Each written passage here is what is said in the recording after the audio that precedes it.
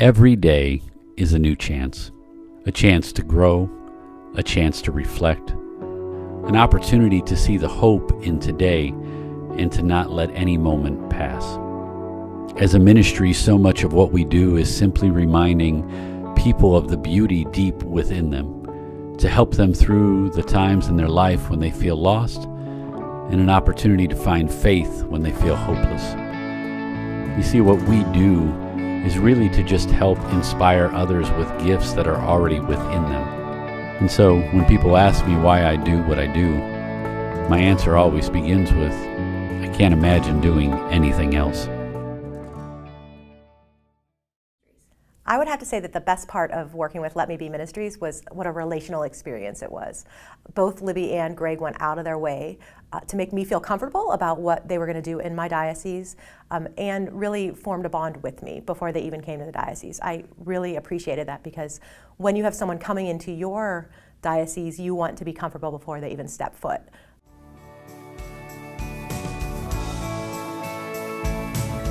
Part of the beauty of our ministry is the opportunity to work with so many different age groups and to meet people where they are on their faith journey.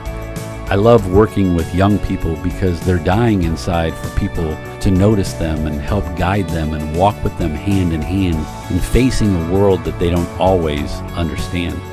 I feel blessed when we have the opportunity to share presentations that directly affect families and help start the conversations that they need to have in order to bring faith at the forefront of their discussions. And I also enjoy utilizing the resources at hand so that we can spread our message not only across this great nation, but to each person around the world who hungers to have hope through faith.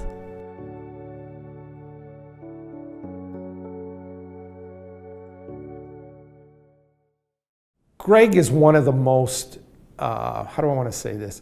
Probably one of the most honest, one of the most straightforward people, genuine. I think that's probably the right word. In sharing his life and in sharing his faith, he has the ability to really connect with his audience in their everyday lives in a real positive way. He's such a gentle soul and very, very easy to work with, and really comes at this ministry from a true sense of service. Service to his clients, service to the event. And I think that's one of the best, from my perspective, when I think of things that I can say about people, to me, that's one of the top. Too, and I know you do speeches to in conferences for men, but talk about what sets men of faith apart, fathers of faith apart from others, do you think? Yeah, always it comes down to that simple fact that fathers of faith that really make an impact are the ones that live that faith Monday through Saturday. You know, the living example that we are at our dinner tables, the living example in our workplaces. You know, you just mentioned about at the track meet, you know, what it was like to just go over to somebody that's in need. And I think that that's the biggest thing that we always need to remember. Natalie and I were just talking at dinner last night about what it means for a young lady to be treated with dignity and respect.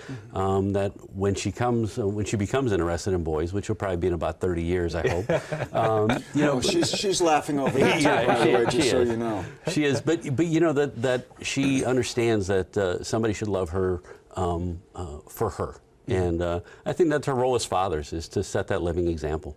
Well, first of all, congratulations, too, on the Cleveland Cavaliers. Thank I wanted you. them to win, just so you know. Hey, they said, you're going to Boston to do an interview. I said, all those losses by the Indians to the Red Sox, I'm wearing this. That's what I knew I was wearing. That's but great. thank you. Yeah, it's you guys deserve it, finally. I've enjoyed so many things, honestly, but what I enjoy the most is how it doesn't feel like someone distant is talking to you, but it feels like a friend is talking to you, somebody that cares for you and has been through the same things you have, and it's just so honest. And I love how many stories he tells too, and the funny stories and the stories about his children and his wife, and how he uses quotes not just from popes or like the Catechism of the Catholic Church, but also presidents and like the musical Wicked and stuff like that. I love it. So where do we go from here? Well, that's up to you. It isn't just my job or the job of the ministry, but it's our job as a community.